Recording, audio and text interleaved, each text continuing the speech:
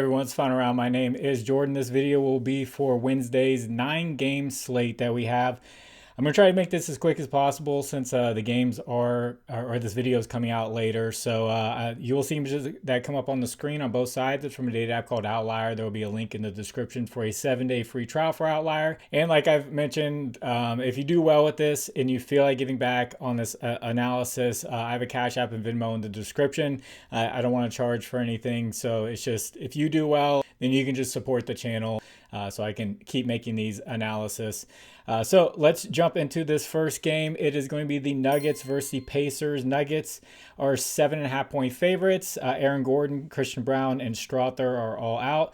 Jokic is probable. Jamal Murray is questionable, which is a big one here for all the lines. Pacers have no new significant injuries, but they still have a lot of injuries. I really don't like a lot of props for this game, especially with Jamal Murray kind of on the fence. A lot of stuff is pretty high for the Nuggets, but one really good matchup here is rebounds. The Pacers give up the 4th most rebounds to teams. Jokic is the best rebounder on the court. So his rebounds line is very high. If you look at his last 10, all the rebound matchups that he has had are bottom 15 or more, so bottom of the league, toughest matchups. And those overs that he had, the 3 overs that you see, were all matchups in the top 6 for easiest rebounds matchups. So he just had 20 rebounds against the Mavs, who give up the 3rd most rebounds, and Pacers give up the 4th most. So he had 14 rebounds against them earlier this year, and he actually had 9 of those rebounds in the first quarter, if you want to look at his first quarter rebounds, which is still pretty high. But this is probably the best matchup that I like here. So you could definitely bump it down if you want to do like an alt line parlay. So I think the Pacers being at home here and Jamal Murray on the fence, I'm going to lean the Pacers right now just because I don't know if Jamal Murray is going to play or not. I think they can keep it competitive at home. Next game is the Spurs versus the Magic. Magic are 8.5-point favorites. Stephon Castle and Wemby are still out. The Magic, Banchero is still out. And for the Spurs, I know Keldon Johnson sold everyone on points yesterday. Was not expecting Harrison Barnes to have a season high 31 points, which is his position. So Harrison Barnes is taking a ton of shots. So even though he didn't hit on his points, he came up just a little short. He still crushed his rebounds and assists. So I do like his rebounds and assists. He has hit his rebounds and assists in 13 straight games. And then for the Magic, the Spurs are tough against centers. I know Zach Edey, went over against them, but Zach Edey is like a different beast. So I think Wendell Carter Jr.'s rebounds line is a little too high. So I think it's boosted up because Zach Edey's performance was so good. So Carter has gone under his line in 70% of games this year, and he's been averaging about 15 rebound chances. So you cut that in half, you got about 7.5. So I'm looking at the under for Wendell Carter Jr. rebounds. And then as for De'Aaron Fox, he does have a good matchup. I've talked about point guards against the Magic all the time, but I don't see good history. I don't see much history on back-to-backs this season, and then he wasn't too great last season, so I'm going to just fade that. His line is higher than it was yesterday. So for a lean, I'm going to lean the Magic at home here with the Spurs on a back-to-back. Next game is the Blazers versus the Cavaliers. Cavaliers are 10.5-point favorites. Blazers will be on a back-to-back, and they just lost in a close one versus the Raptors. Jrue Holiday is upgraded to doubtful, which means he probably won't play in this one, but his return is soon. For the Cavaliers, Jared Allen remains out, Sam Merrill is out, and then Lonzo Ball is probable. Portland, they give up the 6th most points to teams, so Cavaliers should be able to score on them. They struggle versus point guards and centers. So Darius Garland has been shooting pretty poorly this year, but the center with Jared Allen out is going to be Evan Mobley, and I do not hate Evan Mobley's points line here. So with Jared Allen out, he has gone over in 75% of home games this year. And then I know this is very situational, but with Jared Allen out and with Darius Garland as a point guard to set him up, he's gone over in all 3 games, averaging 22 points a game. So 100% hit rate in that scenario. I usually don't like to take players on back-to-backs unless they have really good matchups and have good hit rates. Cavs do give up the 2nd most points to the power forward position. Jeremy Grant had 19 points last night. He's gone over his points line in 5 of the last 8 games. I know that doesn't sound great, but I checked his back-to-backs this year, and he's had 22 and 35 points on back-to-backs. Both of those were on the road, so good opportunity here for Jeremy Grant. And then as for a lean here, the Blazers have covered in all 3 of their back-to-backs. Cavaliers have not covered in 9 of 12 home games this year. So I'm going to lean the Blazers here on the road to cover the spread. Next game is the Clippers versus the Hawks. Hawks are 3.5-point favorites. Clippers have no new injuries, and the Hawks' Porzingis is out. So the Hawks have covered in 3 straight after having a slump. The Clippers haven't covered in 5 straight games. They're still struggling. So Jalen Johnson has kind of exploded this season with Trae Young out. For his rebounds assist, he's covered this in 81% of games this year with Trae Young out. So only 3 misses in 16 games without Trae. So the Clippers are not an easy matchup for rebounds assist, but he did have 10 rebounds, 8 assists versus them on November 10th and was able to hit this line. Someone else for the Hawks I like that has a great matchup is Nickeil Alexander-Walker for points. So the Clippers give up the 4th most points to the shooting guard position, and he's had 20 points or more in all but 1 game this year with Trae Young and Porzingis out. He's averaging 25 points per game, so like him in this spot. And then for the Clippers, I'm going to point out one of the hottest players for them recently. Both these guys have good matchups, Kawhi Leonard and James Harden. But I'm going to go with Kawhi Leonard. He's coming off 3 30 points or more games. The Hawks give up the 12th most points to his position, the 8th most rebounds to teams. So I like his points plus rebounds here. He didn't play them earlier this year. James Harden did. James Harden went off. So, both of those guys have good matchups, but Kawhi Leonard is the more recent player that's been hot. So as for a lean here, I will take the Hawks at home against the Clippers, who continue to struggle. So that's about halfway through. If you guys could, please like the video. I know this video is coming out later, so 1,000 likes is probably impossible, but let's give it a try. And if you guys have a little bit of extra time, please leave a comment for the algorithm. There's so many comments yesterday thanking Luka or congratulating Luka on his birthday and everything. And thank you so much for that. He just played with the boxes pretty much and not the toys, that cost the money. So it is what it is, but he is happy all day long. So I had a good time hanging out with him all day and definitely until he passed out. So, and before I get into the rest of these games, I do want to shout out Social Sportsbook, Onyx Odds. I'll put a parlay of the day in the pinned comment. The one yesterday hit. So Onyx Odds is doing a bet 10 get 100. You can bet money line, spreads, and single bet in all the states you see on the screen, except for California. I believe just stopped in December. I haven't got a new graphic yet with the map. And then Novig is also a social sports book where you can do all of that. They're doing bet 5 get 50. So both of those you can bet 15 and get 150 to play with. And then also a competitor to PrizePicks is Underdog Fantasy. They are doing bet 5 get 100. That is going away in less than a week. They're going to move it to bet 5 get 75. So promo code fine around 11. Get that.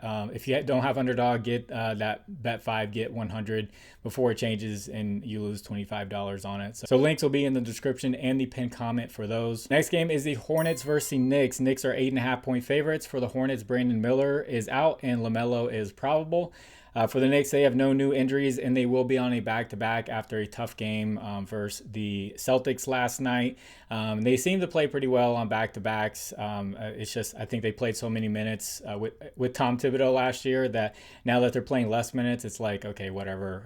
This isn't that big of a deal. But one player that I like with Brandon Miller out is Colin Sexton, and I like him for his first quarter points. So his first quarter points has a much better hit rate than his regular points line where it's at right now. So he had 7 versus the Knicks just 4 games ago, and he has hit in 75% of games this year. And with Brandon Miller out, he has hit in 71% of games this year. So he's doing it whether Brandon Miller is there or not.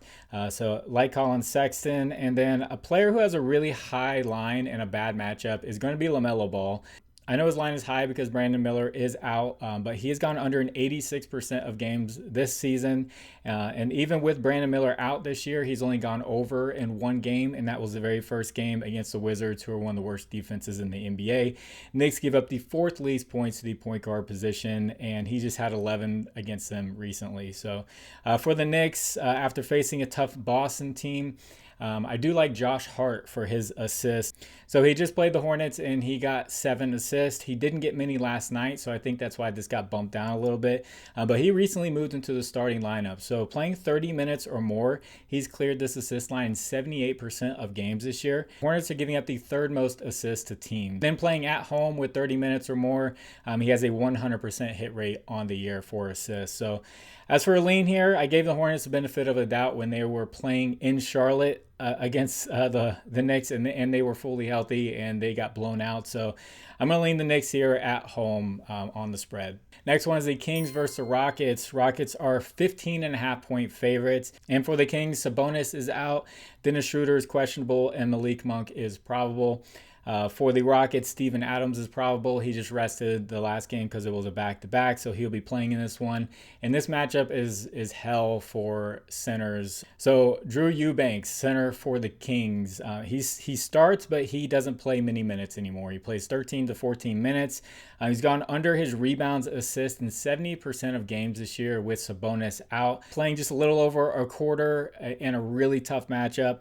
I think the Kings are trying to go smaller, and this is just a really tough matchup to rebound on. So I like Drew Eubanks on the under. And then with Steven Adams back, I really love his rebounds line. The Kings give up the 6th most rebounds to teams. He's cleared this line in all but 3 games this season. So like Steven Adams, and I also like where Alfred Sengun's assist is at. His line at 5.5. So he's cleared in all but 2 games this year. And the Kings give up the 2nd most assists to teams. So really like this matchup for Sengun. It's pretty much, the high blowout potential is probably why this is lower. So the Kings have shown some fight this year lately, but the Rockets at home, I will lean the Rockets for a blowout at home against Kings. Next one is the Nets versus the Bulls. Bulls are 7.5-point favorites. Nets have no new injuries. Michael Porter Jr. will be playing in this one. For the Bulls, they have a Sam's Club receipt list of injuries. I'm going to try to go through some of the important ones. Kobe White and Kevin Huerter are out. Okoro doubtful. Patrick Williams, Trey Jones are probable. And then there's 4 other bench guys that are questionable. One with a good matchup and a good hit rate. Love them or hate them. Michael Porter Jr. for 30-plus points rebounds. He's hitting 70% of games with Cam Thomas out this year. The Bulls give up the 5th most points and the 5th most rebounds to teams. So good matchup for him. And then for the Bulls, I'm sure Ayo Dosunmu is going to get a lot of hype. Montez Basules and Trey Jones probably going to get a lot of hype, but their lines are bumped up pretty high.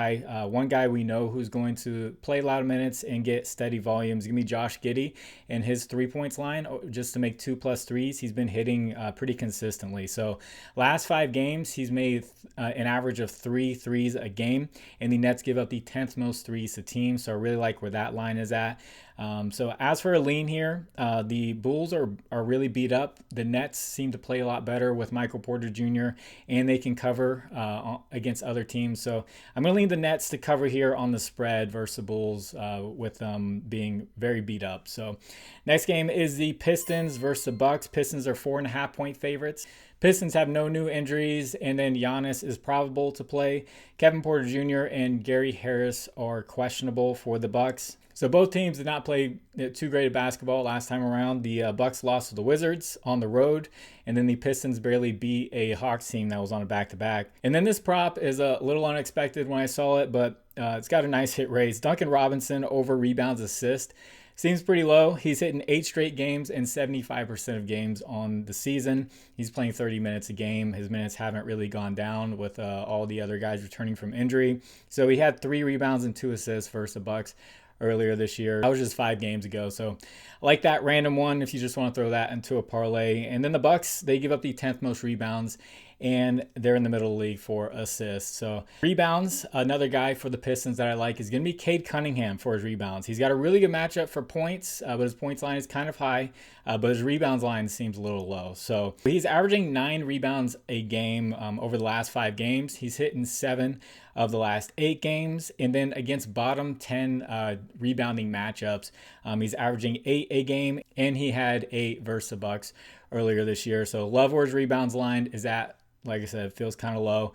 And then for Bucks players, the Pistons defense is very good. And this one doesn't have a great hit rate. It's 50% on the year. But some teams play Giannis differently. So take a look at Giannis head to head versus the Pistons. So last year, he averaged 10 assists against the Pistons. So a lot of teams, if they have the personnel to do it, they try to force Giannis to pass the ball to teammates, and they don't let Giannis beat them, even though they did lose to the Bucks a lot last year. But Giannis went over his assist line in every single game versus the Pistons last year. So I like that prop. And then as for a lean, the Bucks, they didn't play well on the road versus the Wizards.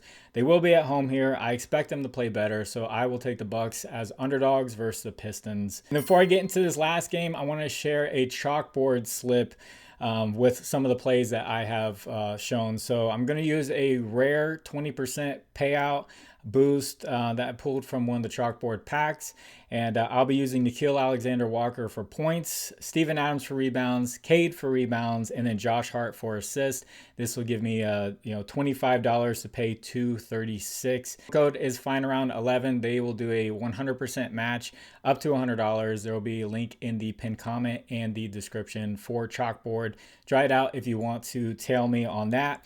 And then this final game is the Heat versus the Mavericks. Heat are 5.5-point favorites. Heat, Norman Powell is questionable, and that's pretty big for them. It's kind of hard to take Heat props right now because, if he sits, then I love Tyler Hero's line. I love Jaime Jaquez's line, all that. But if he plays, then they have a lot of scorers out there, and it showed last game. They scored very evenly. Then for Dallas, Gafford and PJ Washington are questionable. Derek Lively is out. But one prop I do like from this game is going to be Max Christie for 3 or more three-pointers made for plus 158. That's on Novig right now.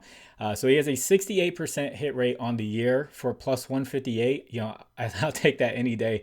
He gave up the 8th most threes to teams. He had 3 against them earlier this year, and he's hit this in all but 3 home games this year. So if you want to bump it down to 2 for like a parlay piece, then that has an 85% hit rate at home this year. So might be a play that I do for the Onyx odds parlay of the day, just Max Christie 2+3s.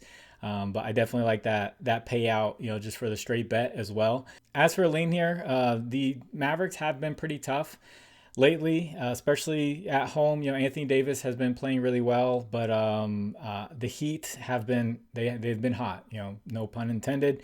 They got a lot of scores and they've been playing really well. So I'm going to lean the Heat on the road as favorites. So that is 9 games. I tried to do a rapid fire. If you'd like to discuss lines further, I have a Discord. Link is in the description. Hop on in there. Talk about basketball, football. That is 100% free. And then as far as the recap goes, Parlay of the Day hit yesterday pretty nicely for even money. I'll put another one in the pinned comment soon after uploading this video. So get this edited and get it out to you. God bless you all. It's fun around. My name is Jordan. I will catch you on the next one. Bye.